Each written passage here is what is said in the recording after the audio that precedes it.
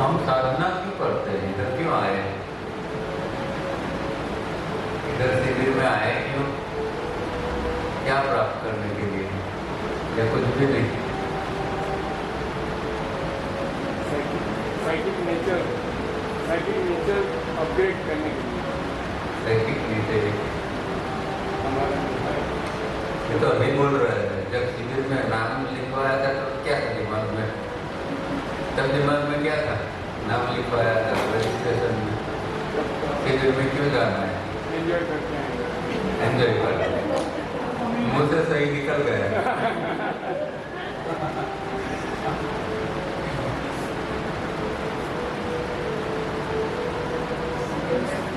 जो हम प्रैक्टिस करते हैं और थोड़ा सा जानते हैं ये वेरीफाई होता है, साथ साथ में नया आगे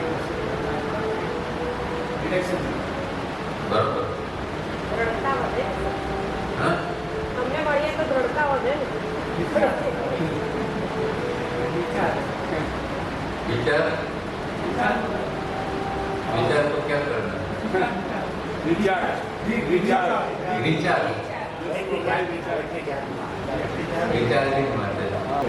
मेरा कहने का मतलब ये है कि हम चलो शिविर में आए या कहीं पर एक लक्ष्य है कि साधना करके साधना करनी है, साधना क्यों करनी है, तो अलग अलग हम कह सकते हैं, पर बेसिकली तो एक बात है कि साधना हम करनी है हमें हमारी एनर्जी को बढ़ाने के लिए अंदर की, क्योंकि प्रोग्रेस करना है तो किससे करोगे, साधन क्या है, हम कहते कि भाई आगे जाना है, ऊपर जाना है, विकास करना है, तो कैसे करोगे, शरीर से, क्या चीज होगी, शरीर है, शरीर पर अल्टीमेटली तो एनर्जी पर बात आएगी ना, शरीर की को, मन की को, की को, ऊर्जा ऊर्जा के बिना विकास होगा, ऊर्जा की बात आएगी ना। तो चलो मान लिया कि हम अच्छी प्रैक्टिस करते हैं तो एक ऊर्जा भी इकट्ठी करते हैं, फिर क्या होता है वो ऊर्जा का, तो साधना में या ऊपर उठने में कितनी इसकी मदद मिलती है? ये पूरा महीना, हाँ? 1 महीने तक मिलती है। स्ट्रक्चर हमारा धीरे धीरे बढ़ता है। मैं ये कह रहा हूँ, मानो कि आप नौकरी कर रहे हैं, रोजाना तनख्वाह आपको मिलती है, आपने आज का पगार ले लिया, दिन भर में खर्च कर लिया, फिर क्या, हाँ? सबके लिए फिर कमाना पड़ेगा ना, तो जिंदगी पर यही चलेगा।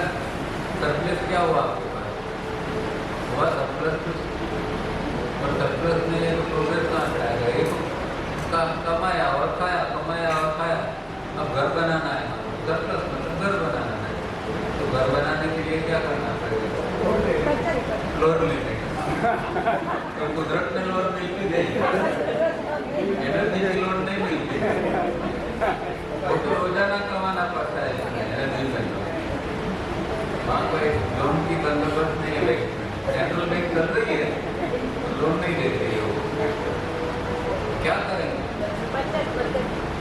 उदाहरण से इसलिए समझा रहा हूँ, तो एनर्जी लेवल पर सरप्लस कैसे करेंगे, एक्स्ट्रा इनकम, क्या करेंगे, एक्स्ट्रा इनकम, सेव करेंगे। लीकेज, तो लीकेज कौन से पता है,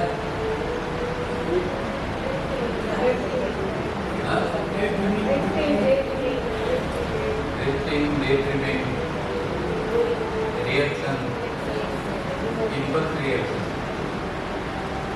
brooding, तो ये सारी चीजें जो है वो हमारी इन शॉर्ट करें तो हमारे अंदर जो विचार चल रहा है, विचार हर पल एनर्जी खा रहा है, किसी न किसी प्रकार की एनर्जी हर पल विचार खा रहा है, तो उसमें आप नॉर्मल विचार है तो कि वो एनर्जी जाती है, तो उसमें अगर नेगेटिव विचार है तो और जाएगा, या फिर सेक्स के विचार है कुछ और वल्गर विचार है तो और एनर्जी जाएगी, तो कहाँ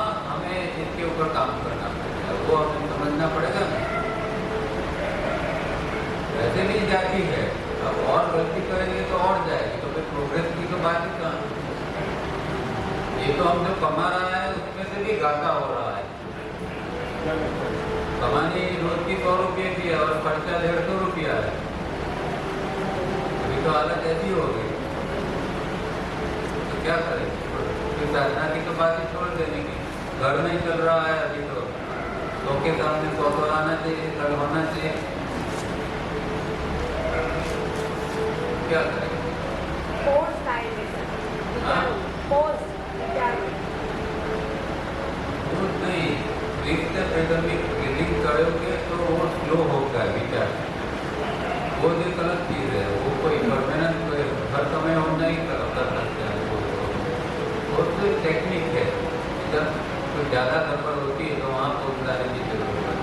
नॉर्मल पोस्ट में विचारों को किस तरह स्लो किया जाए और विचारों के प्रति कब किस तरह हमारा ध्यान रहे, ये हमें देखना है।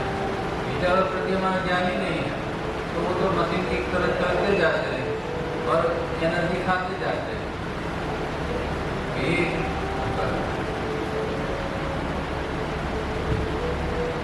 बेसिक एनर्जी हमारी क्या है? बेसिक एनर्जी कौन सी है? श्वास प्राण बेसिक एनर्जी क्या है? उसको क्या कहते हैं? Pimple basic energy sex energy है। हम जो खाना खाते हैं उसमें से क्या होता है? एक सेक्स एनर्जी बनती है, एक इमोशन की एनर्जी बनती है। और इमोशन जो है वो क्रूड है और सेक्स एनर्जी जो बनती है वो रिफाइंड नहीं है, अभी अशुद्ध रूप में। तो ये कुदरत रोजाना सप्लाई तो करता है। जो खाते पीते हैं इसमें से फिर नींद लेते हैं, नींद में से भी हमें कुछ एनर्जी मिलती है।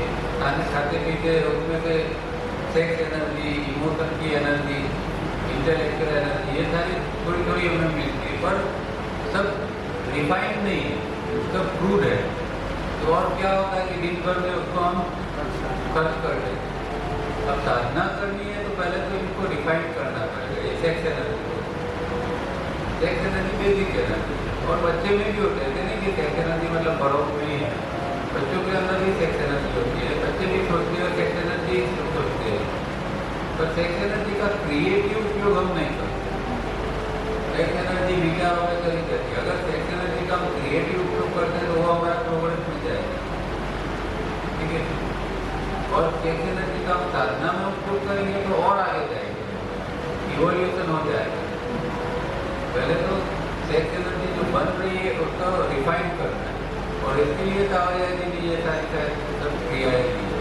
तो जितनी क्रियाएँ हम गंभीरता से करेंगे उतनी अंदर शुद्धि होगी, एनर्जी की शुद्धि होगी। और एनर्जी की शुद्धि होती है, एनर्जी का हम उपयोग कर सकेंगे साधना में। फिर नेगेटिविटी के ऊपर काम करना है तो वो उसका उपयोग कर सकेंगे। विचारों के से मुक्त होना है या विचारों से परे जाना है तो उस एनर्जी का उपयोग करेंगे। कोई फोर्स तो चाहिए ना, कोई हमें एक बल चाहिए कि जिसके द्वारा हम काम कर सकें अंदर हमारी साइकोलॉजी के ऊपर। जब बल कोई इरिटेट कर रहा है और हमें अंदर जो डिस्टर्बेंस आता है इसको किस तरह कंट्रोल करना है, कौन कंट्रोल करेगा? तो कोई एनर्जी होगी तो कंट्रोल होगा ना। ये सेक्स एनर्जी का जत्था जितना बढ़ेगा इतनी हमारी स्ट्रेंथ बढ़ेगी। अब एक तो विचारों में तो ये हमारी सेक्स एनर्जी जाती है, फिर नेगेटिविटी में जाती है, फिर कई लोगों के अंदर सेक्स की हैबिट होती है तो फिजिकल सेक्स के अंदर भी काफ़ी एनर्जी जाती है।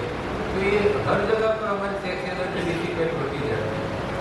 जब तक उसको हम थोड़ा कंट्रोल नहीं करेंगे, यहाँ पर ब्रह्मचर्य की बात नहीं है, ब्रह्मचर्य तो बिल्कुल गलत है, अननेचुरल है। ब्रह्मचर्य कभी होना नहीं चाहिए, नेचर से विरुद्ध की बात है। ब्रह्मचर्य की तो बात ही करनी पड़ता है, पर जो एनर्जी है उसका हम किस तरह रोक सकते हैं और इसका किस तरह उपयोग कर सकते हैं, ये हमें सबसे पहले सोचना है। और ये साधना में ये नहीं करोगे आँख बंद करके खाली करते जाओगे, ये रिफाइनिंग किया, ये किया, गायत्री किया, कमाया बहुत, फिर क्या हो? आगे बढ़े उसमें तो कोई मतलब नहीं। हमें कमाना भी है और उसका इन्वेस्टमेंट करना है। कमा के खा जाएंगे तो फिर कुछ नहीं, हमें इन्वेस्टमेंट करना आना चाहिए। वो साधना है। साधना का मतलब ये है।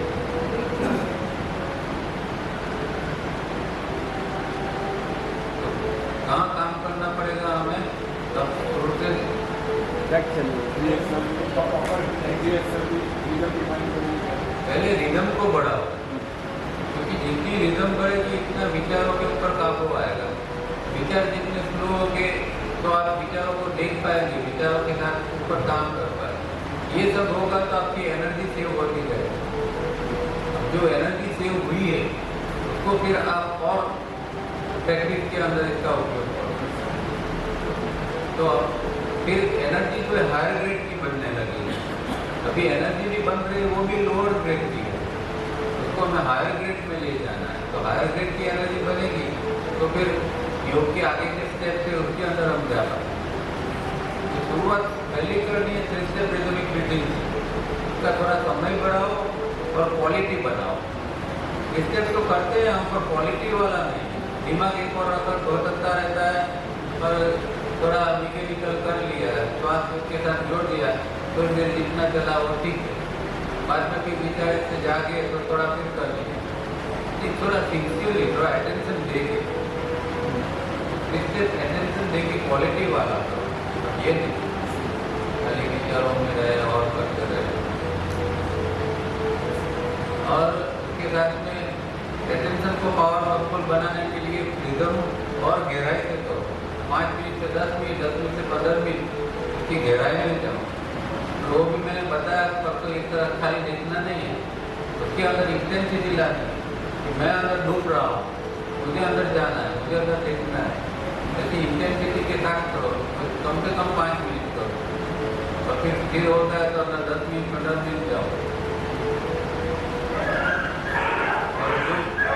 जो रिफाइनिंग करते हैं उसकी क्वालिटी ये करो। तो अभी जो मैकेनिकली कर रहे हो आप, फटाफट खाली बिना पहली बात तो जब हम कुछ क्रिया करते हैं तो हमारा रोजाना उसका ध्येय आपके सामने लाने का कि भाई मैं रहता हूँ अभी करने, क्यों करने में रिफाइनिंग करनी है, मैं रोज करता हूँ, मैं क्या इससे क्या पाना चाहता हूँ। ये प्रश्न अंदर रख के आप करोगे तो आपका अटेंशन रहेगा, नहीं तो फिर भटकते ठीक से ही करोगे। जब आपका कोई लक्ष्य है कि नहीं इससे मुझे शरीर सुधारना है, कि मन स्वस्थ रखना है, कि मुझे वर्तमान में रहने का प्रयत्न करना है, ऐसा कुछ लक्ष्य होगा तो उसके अकॉर्डिंगली आप फिर जब रिफाइनिंग करोगे तो आपका अटेंशन बना रहेगा और वो कुछ फायदा करेगा। तो बस फटाफट लग गए, 20 मिनट खत्म कर दिए, बस हो गया हमारे दिन। नहीं, अभी भी अटेंशन बहुत पुअर है।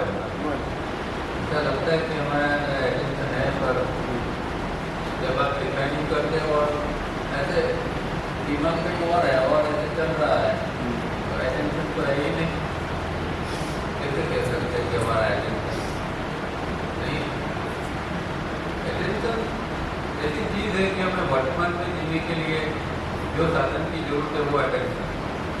आप यहाँ बैठे हैं और अभी अटेंशन से आपको बॉडी को पकड़ सकते हो, मुझे भी सुन सकते हो और आपका बॉडी का भी अनुभव कर सकते हो। तो इसके लिए अटेंशन चाहिए। एक अटेंशन मेरे पर लगाया, मैं क्या कह रहा हूँ, और एक अटेंशन अपने पर लगाया। इतना अटेंशन तो पावरफुल होना चाहिए, नहीं होता है ना। एक और जाता है वन डायरेक्शन, भागता रहता है बाहर, तो बाहर के साथ में अंदर इस तरह नहीं आता। तो ऐसा होगा तो एनर्जी बचेगी। साधना का क्रम नए ढंग से करना पड़ेगा। ऐसे करते आ रहे हैं इस तरह नहीं, जरा नई तरह, नई सोच के साथ, नई थोड़ा बदलाव ला के करना है। वही थोड़ा बदलाव ला के कोई करना है, क्योंकि हमारा स्वभाव जो है वो हर चीज़ को मैकेनिकल बना देता है। चाहे खाना खाते हैं, ड्राइविंग करते हैं, साधना करते हैं, कुछ भी करो वो मैकेनिकल बना ही देगा। स्नान करते हैं तो भी वो विचारों में कब स्नान हो गया खत्म पता नहीं चलता है। हर चीज़ मैकेनिकल करते हैं, ऐसी कोई चीज़ नहीं। खाना खा के शुरुआत करते तो 1-2 उसमें हमारा थोड़ा ध्यान रहता है कैसा टेस्ट है, क्या बना है, बस फिर विचारों में चले गए, या कोई साथ में है तो उसके साथ बातों में लग गए, खत्म। तो 5 इंद्रिय भगवान ने दी है, वो किस लिए दी? इसका उपयोग हम वर्तमान में जीने के लिए कर सकते हैं। अभी देखो आपको आपका काम अभी सुनना है, आप उसका सुनने का काम कर रहे हो, तो बेहोशी में सुन सकोगे नहीं ना, अटेंशन लगाना पड़ेगा। तो अटेंशन कहाँ लगेगा? वर्तमान में लगेगा, तो आपको वर्तमान में आना पड़ेगा। तो 5 इंद्रिय का आपने अभी वर्तमान में आने के लिए आप, पर ये उपयोग मुझे नहीं करना है, अब यही उपयोग कॉन्शियसली करना है। मुझे सुनना है पर मैं सुन रहा हूँ, ऐसा नहीं बस आ रहा है कान के ऊपर पड़ रहा है, ऐसा नहीं, मैं सुन रहा हूँ। तो अंदर कोई मैं है जागृत सुनने के लिए, तो वही काम तो वही है, पर अब क्योंकि ये अलग हो जाए, मैकेनिकल अटेंशन नहीं, अब कॉन्शियसली हम ये कर